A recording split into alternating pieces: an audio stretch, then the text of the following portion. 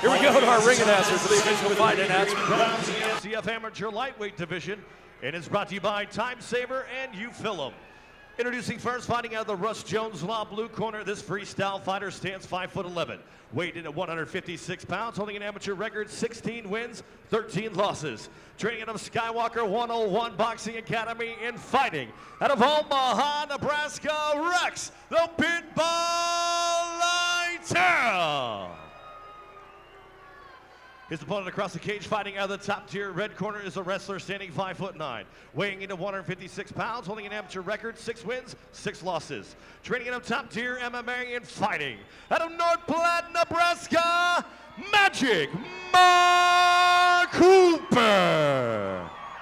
Your referees, Brandon Fonensteel. And here we go, fight number 7 of the night. Rex Littell Jr. out of Omaha, Nebraska, and Mark Cooper, the North Platte, the hometown boy, here at MCF St. Patty's Beatdown 4. And here we go, we're underway.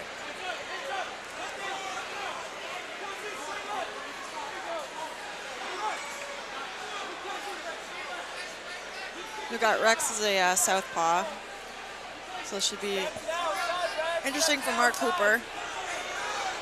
Mark Cooper trying to find his distance there with some kicks early. And Rex Littell making first contact there. Got Mark Cooper going a little bit as he took a right hook to the jaw. And back to the center. A big swing by Mark Cooper that misses.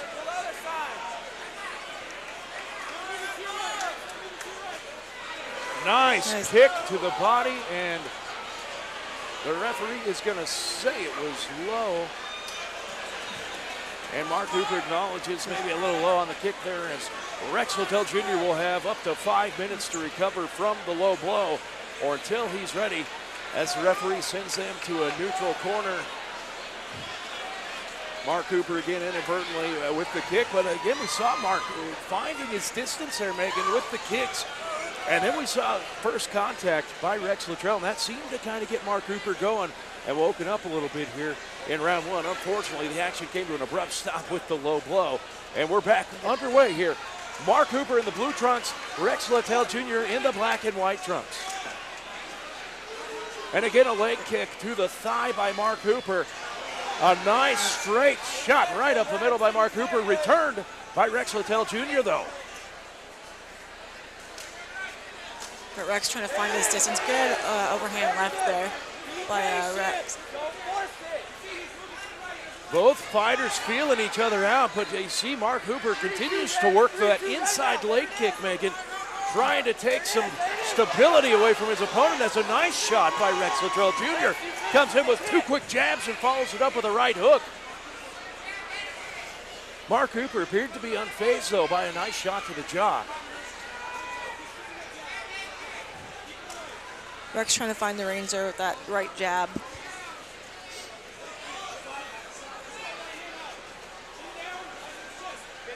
As you mentioned, Littell Jr. fighting out of that southpaw stance. Mark Cooper in the standard stance. Sometimes it is tricky if you're not used to fighting a southpaw. It's hard to kind of work with. You're used to, they're mirroring exactly what you're doing. And that's maybe, if you go back to our earlier fights where they were all making their debut, that's maybe one of the things that makes it tough, is you don't have any scouting on your opponent. Mark Cooper, fortunately, and Rex Littell Jr. are able to scout each other a little more, so Mark probably prepared for that. But you're right, it's a different look. Totally different. And when it's coming at you, it looks awkward in some cases.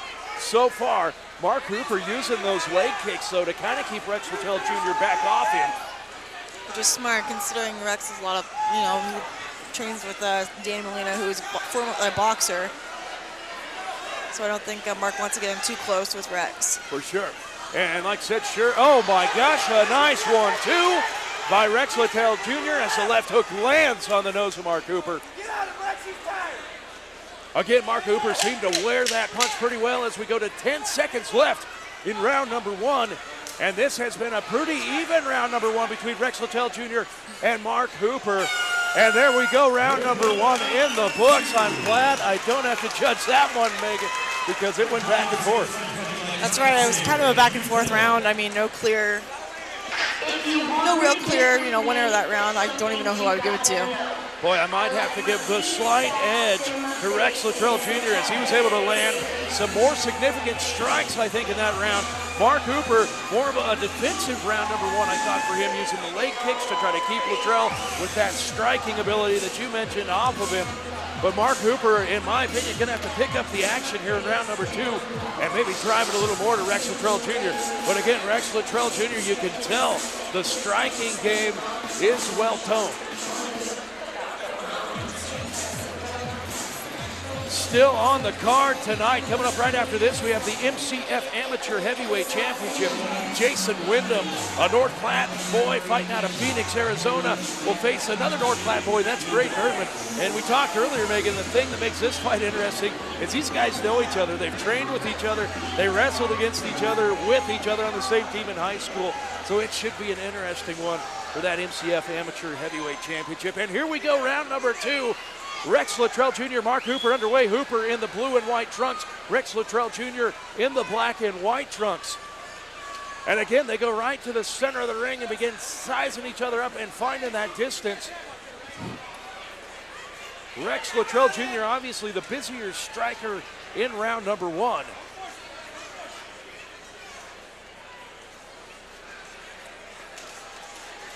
As Mark Hooper continues to work those inside and outside leg kicks, trying to work on the foundation of Rex Littell Jr.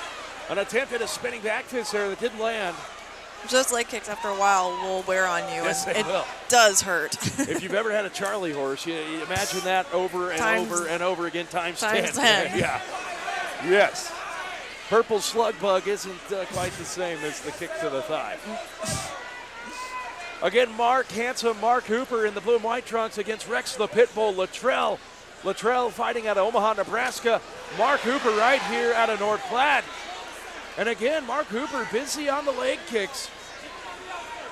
Not quite as much activity in the striking department from Rex Littell Jr. here in round number two, Megan. Yeah, Mark's working on that right leg of Rex's. It looks like, I can't tell if it's bruising or not because his shorts are too long. But his right calf looks a little bit red. You see Mark Hooper's corners trying to tell him that high kick to the head is open as Rex Littell Jr. is dropping his hands down a bit. Hooper either not seeing his corner or not comfortable doing that yet. But again, Rex Littell Jr. keeping those hands down, appears to be leaving a high kick open for Mark Hooper. A nice trade of shots there. High kicks are kind of risky to throw, especially if you got someone that's watching, they can catch it. That's true. Very true. And Rex Littell comes back with the inside leg kick. Been Mark Hooper's move in this fight so far, but Rex Littell giving him a taste of his home medicine with the inside leg kick. As we approach under 45 seconds to go here in round number two, Rex Littell Jr. out of Omaha, Nebraska against Mark Hooper, the North Platte kid, fighting in front of his hometown crowd here at the DNN Event Center in North Platte. MCF St. Patty's Day Beatdown 4 live on MMAFutures.com. 30 seconds left in round number two of this fight. And again, a lot less action here in round number two than what we saw as Littell Jr. moves in for a takedown. Hooper trying to fight him off against the cage. But Rex Littell Jr. has that ankle tied up, and it looks like he completes the takedown and will move into half guard on Mark Hooper. Far side of the MCF cage from our broadcast location, Rex Littell Jr. in the half guard of Mark Hooper as the round comes to an end. Round number two in the books, and that might have been enough at the end there to steal that round for Rex Littell Jr. Megan. That's a strong finish too.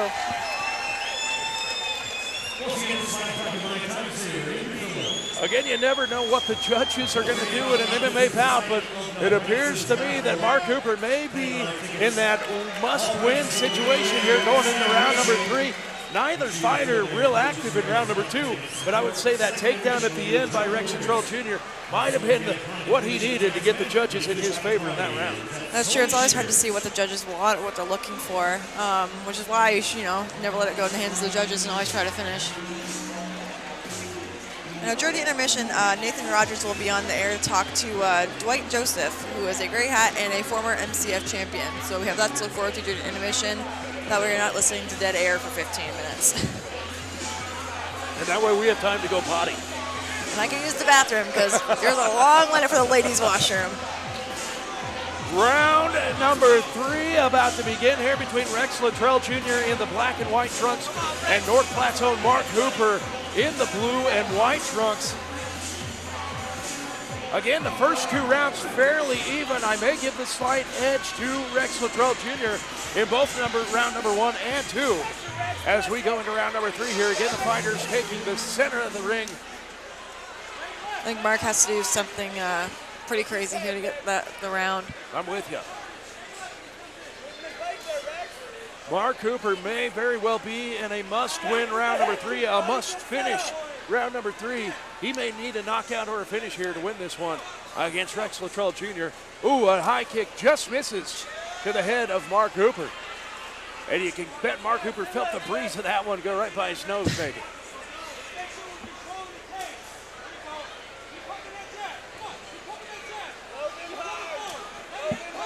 You're at Rex's corner telling him to keep throwing that jab. He's found some success with that jab here throughout the fight tonight. Mark Hooper trying to, again, use those leg kicks, I think, to keep some distance between him and Littell. But Littell sneaks in with the left jab. There it goes. There's a little Anthony Pettis kick there. Yes, Anthony Showtime Pettis there. Didn't do the flip off of the cage, but it was quite the move by Rex Littell Jr. I don't know that we could put it in Anthony Pettis category, but not quite a valiant there, effort. but That kid's like no other. He's an athlete, for sure. And, of course, we're talking about UFC veteran Anthony Showtime Pettis. If you've never seen the kid fight, he's one of the most exciting fighters you'll ever see as Rex Littell Jr. lands a left hook right on cue to the nose of Mark Hooper. As we approach under a minute 20 to go here in round number 3, the final round of this amateur bout here tonight. both fighters are bleeding a little bit. We got Mark with some blood in his mouth, and it looks like Rex got a little blood in his nose. Rex's corner is saying that Mark's tired, which he is a little bit tired. His mouth's starting to hang open. It's also a dangerous thing. Oh boy, when you see that mouth start to open, opens a fighter up for that knockout. Makes a little less stability in that chin. Breathing heavy can be one of the fighter's worst enemies. So far, though, Mark Hooper's been taking the punches from Rex Littell Jr. pretty well. But Rex Littell Jr. again been the busier fighter, in my opinion, here in round number 3. Under 30 seconds to go here in round number 3, the third and final round of this amateur bout between Rex Littell Jr. in the black and white trunks and Mark Hooper in the blue and white trunks. North Platte zone in danger potentially here in this 3-round as he sneaks in a double leg takedown, and taking the back of Rex Littell Jr. is Mark Hooper. Under 10 seconds, so may not be enough time, Megan, to do anything with it as Littell escapes and stands back up with Hooper. Some urgency, but possibly too little too late out of Mark Hooper in round number 3. That was kind of the thing he needed, but a little bit earlier in the round would have been nicer. A nice takedown at the end of round number 3 there by Mark Hooper. And again, you never know what judges are going to do in this sport. We've definitely seen crazy things happen in a decision. But I gotta believe the edge in the scorecard goes to Rex Littell Jr. in that one. The busier fighter landing more significant strikes than his opponent Mark Hooper. But we will await the official decision as both fighters raise their hands in the air as we wait the judges to tally their cards here in this amateur bout.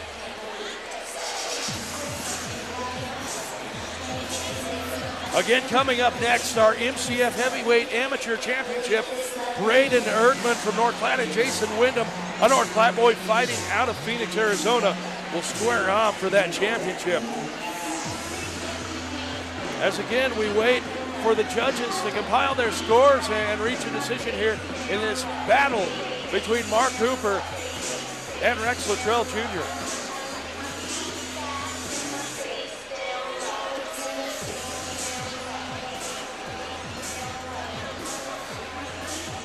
Should mention again at next intermission, Nate Rogers from MMAFutures.com will be joining us along with his buddy Dwight Joseph. Dwight Joseph, I knew it, I just couldn't say it. It's And okay. here we go to our ring announcer for the official decision.